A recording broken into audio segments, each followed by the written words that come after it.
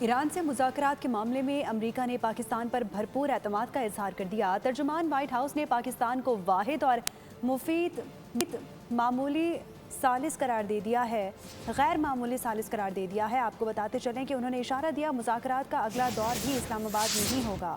مشرق و مغرب میں پاکستان کا بلند فقار، امریکی ہوں یا ایرانی، امن کی راہ میں پاکستانی خدمات کے معترف ہیں۔ وائٹ ہاؤس کی ترجمان کیرولین نے میڈیا بریفنگ کے دوران پاکستانی قیادت کی سفارتی کوششوں کو سراہتے ہوئے کہا کہ پاکستان نے اس پورے عمل میں نہایت اہم اور تعمیری کردار ادا کیا ہے۔ انہوں نے واضح کیا کہ صدر ٹرمپ کی انتظامیہ پاکستان کے ان کوششوں کو قدر کی نگاہ سے دیکھتی ہے اور پاکستان ہی اس معاملے میں واحد فعال ثالث ہے۔ ترجمان نے انکشاف کیا کہ امریکہ اور ایران کے درمیان مذاکرات کا دوسرا دور بھی اسلام آباد میں ہونے کا کبھی امکان ہے۔ انہوں نے مذاکرات کو نتیجہ خیز قرار دیتے ہوئے کہا کہ فریقین کے درمیان بات چیت مثبت سمت میں آگے بڑھ رہی ہے۔ تاہم انہوں نے ان خبروں کی تردید کی کہ امریکہ نے سیز فائر میں توسیع کی کوئی باقاعدہ درخواست کی ہے۔ صدر ٹرمپ بھی ایران کے ساتھ مذاکرات کے لیے پاکستان کو ترجیحی مقام قرار دے چکے ہیں۔ امریکی اخبار سے گفتگو میں اس بات کا عندیہ بھی دے چکے ہیں۔ جنگ بندی میں توسیع پر غور نہیں کر رہے، شاید اس کی ضرورت ہی نہ پڑے۔ امریکی ٹی وی کو دیے گئے انٹرویو میں ڈونلڈ ٹرمپ نے کہا کہ آج آنے والے دونوں میں ممالک کی جانب سے انہوں نے کہا کہ ویلکم کرتے ہیں۔ یہ ایک حیرت انگیز منظر دیکھنے کو ملا ہے۔ امریکہ کی ترجیح معاہدہ تھا۔ انہوں نے کہا کہ ایران کے حملوں میں خلیجی ملکوں کو شدید دھچکا پہنچا۔ انہیں ہرگز توقع نہیں تھی کہ ایران ان پر بھی حملہ کر دے گا۔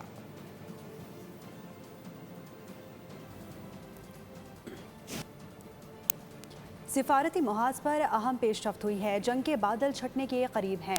امریکہ اور ایران کے درمیان طویل کشیدگی میں ممکنہ نرمی کے آثار نمایاں ہونے لگے۔ اہم مذاکرات فیصلہ کن مرحلے میں داخل ہو گئے۔ فریقین جنگ کے خاتمے کے فریم ورک معاہدے کے قریب پہنچ گئے۔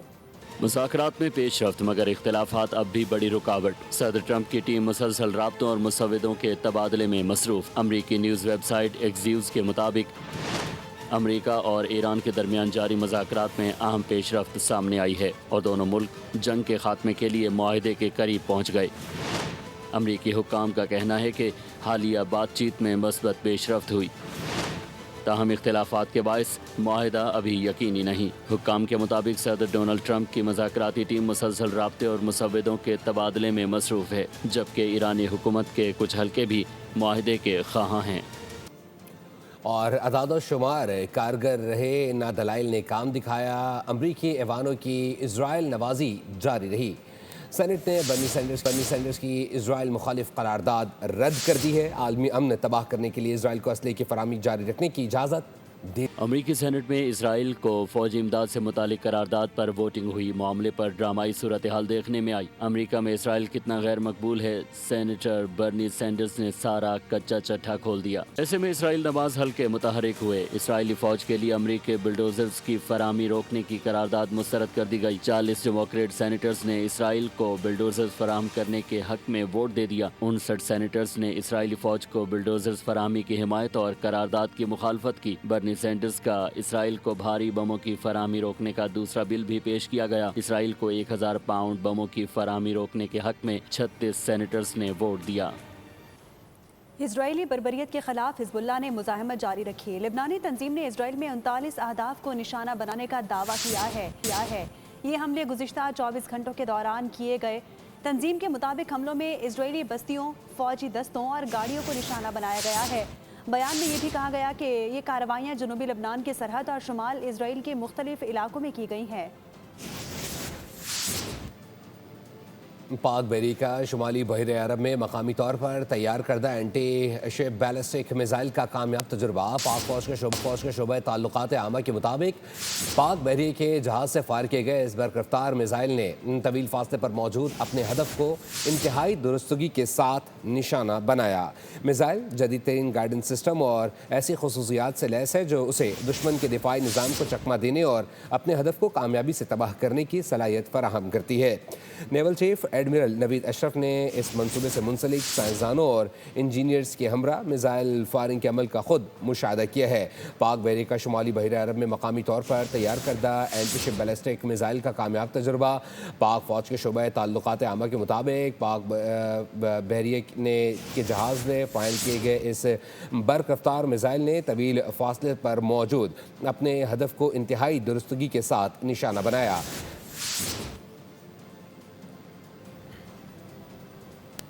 खबर देंगे आपको कि अमरीकी जरीदे वाशिंगटन टाइम्स का ऑपरेशन ग़ज़बुल हक़ का तफसीली तजुर्बा। लिखा कि ऑपरेशन सरहद पार ख़तरात के खिलाफ फ़ौजी कार्रवाई की पाकिस्तानी सलाहियत को आश्कार करता है।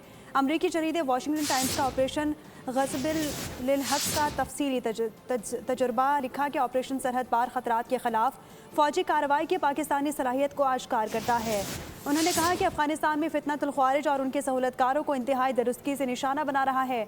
ऑपरेशन टेक्निकल कामयाबियों के साथ सिविलियन आबादी के कम से कम नुकसान को यकीनी बना रहा है। अपडेट कर रहे हैं कि अमरीकी जरीदे वाशिंगटन टाइम्स ने ऑपरेशन के हवाले से तफसीली तज्जिया जारी कर दिया है।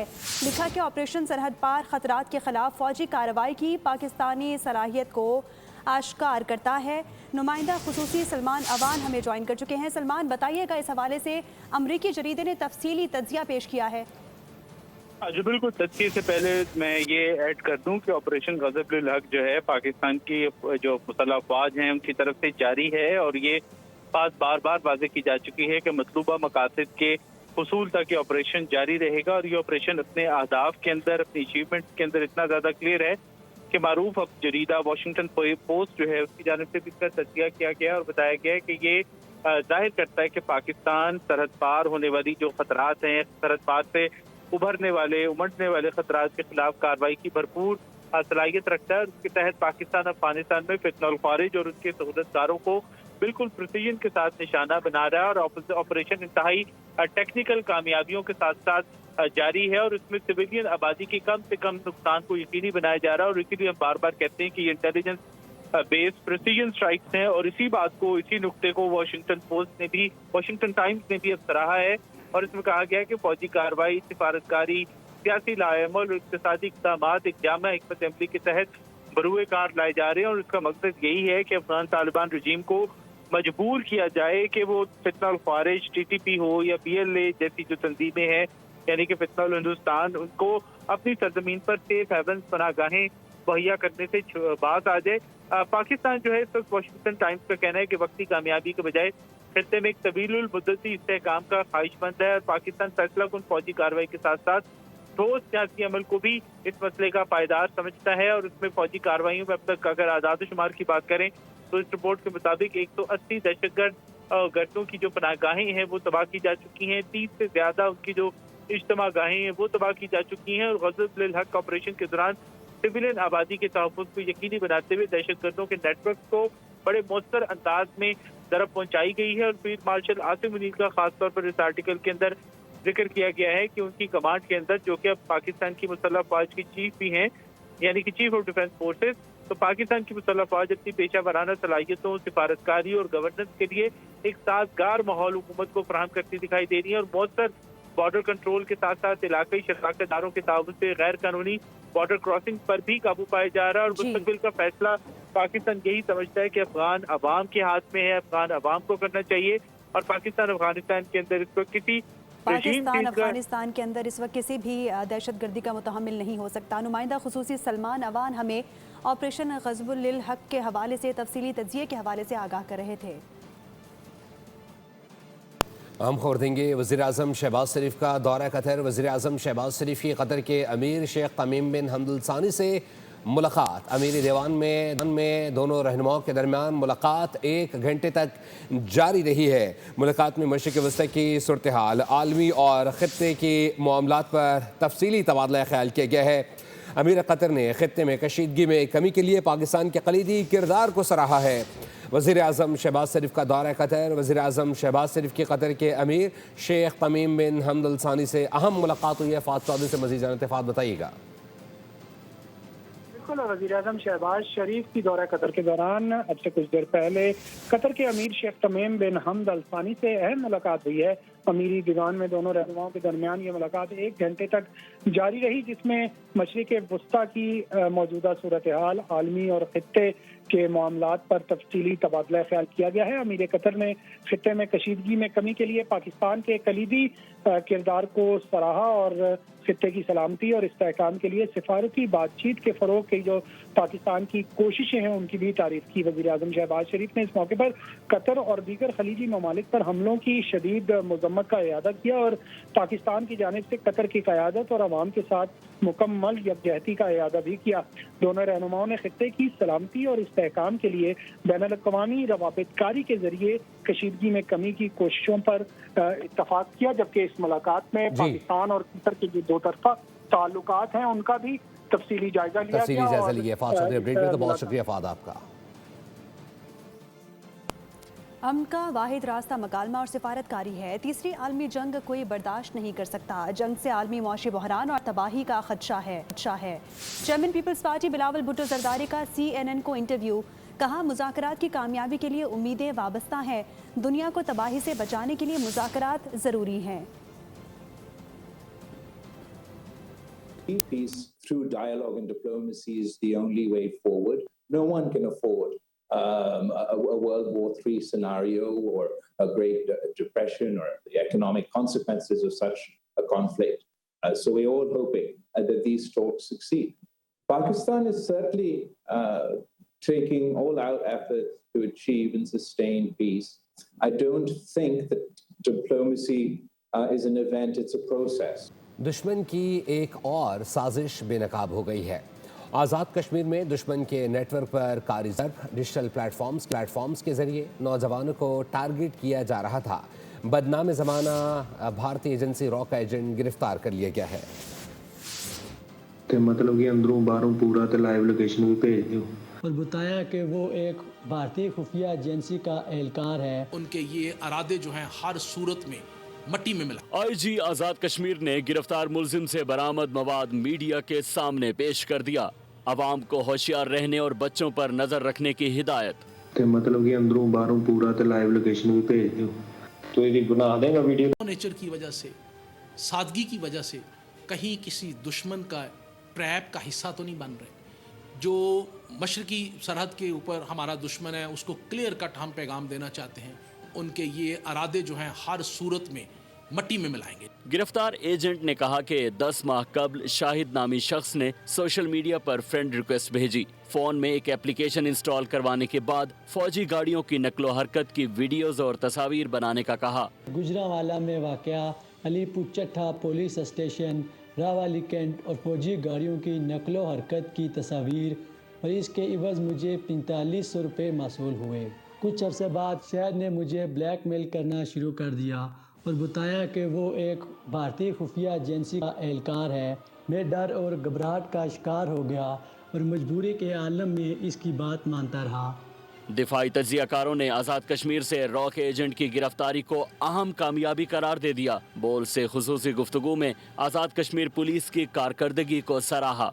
यही वो नेटवर्क है जो इस वक्त अफगानिस्तान में काम कर रहा है। इसी तरह ये मासूम अफगानी बच्चों को बरगराते हैं उनको फिर उसके बाद टेररिज्म के लिए मरूब करते हैं। अब मेरा ख्याल है कि अब जिस तरह भारत आइसोलेट हो चुका हुआ है वो इन्हीं ओछे हथकंडों की वजह से दुनिया में इस वक्त आइसोलेट होकर कोने में पड़ा। IG आज़ाद कश्मीर ने कहा कि दुश्मन जदीद तरीकों से नौजवानों को निशाना बना रहा है। शहरी मोहतात रहें और मशकूक सरगर्मियों की फौरी इत्तला पुलिस को दें। महंगे पेट्रोल ने कौमी खजाने का मुंह भर दिया। पेट्रोलियम लेवी के मद में अरबों रुपए आवाम से वसूल किए जाने लगे। वजारत खजाना के मुताबिक रवा माली साल जुलाई से वस्त अप्रैल तक मजमूई तौर पर 1234 अरब रुपए पेट्रोलियम लेवी की मद में वसूल किए गए। ये रकम गुज़िश्ता माली साल के मुकाबले में 400 अरब रुपए ज़्यादा है। वजारत खजाना के मुताबिक रवा माली साल जुलाई से वस्त अप्रैल तक मजमूई तौर पर 1234 अरब रुपए पेट्रोलियम लेवी के मद में आवाम से वसूल किए गए हैं। कोहाट के इम्तिहानी मरकज़ में इम्तिहान लेने वाले खुद इम्तिहान में पड़ गए। नकल ना करने देने पर तलबा ने असातिज़ा पर हमला कर दिया। इम्तिहानी मरकज़ को तहस नहस कर डाला। टूटी खिड़कियाँ, बिखरे शीशे, उखड़े दरवाजे اور مشتعل نوجوان۔ یہ منظر کشی کوہاٹ میں میٹرک امتحانی مرکز کی ہے۔ نقل کی اجازت کیوں نہیں دی جا رہی؟ طالب علموں نے سوال اٹھایا اور اپنے ہی امتحانی مرکز کو تہس نہس کر ڈالا۔ سینٹر میں موجود اساتذہ نے مشکل امتحان میں فرار کا راستہ اختیار کیا۔ طلباء غصہ نکالتے رہے۔ کراچی میں ہاکس بے مشرف کالونی کنٹینر یارڈ کے قریب ڈاکو کی فائرنگ 40 سالہ شخص قتل کر دیا گیا۔ ریسکیو کے مطابق مقتول کی شناخت داؤد کے نام سے کر لی گئی ہے۔ ڈکیتی کے دوران شہری نے اپنا قیمتی سامان ڈاکو کو دینے سے انکار کیا تو ملزمان نے قتل کر دیا۔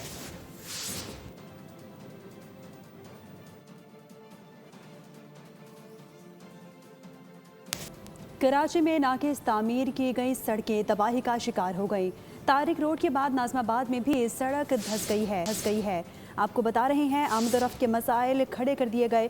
ناظم آباد چورنگی میں مال بردار ٹرک کا ٹائر پھنس گیا۔ منی ٹرک کے ڈرائیور نے ساتھی کی مدد سے ٹرک کو گڑھے سے نکالا۔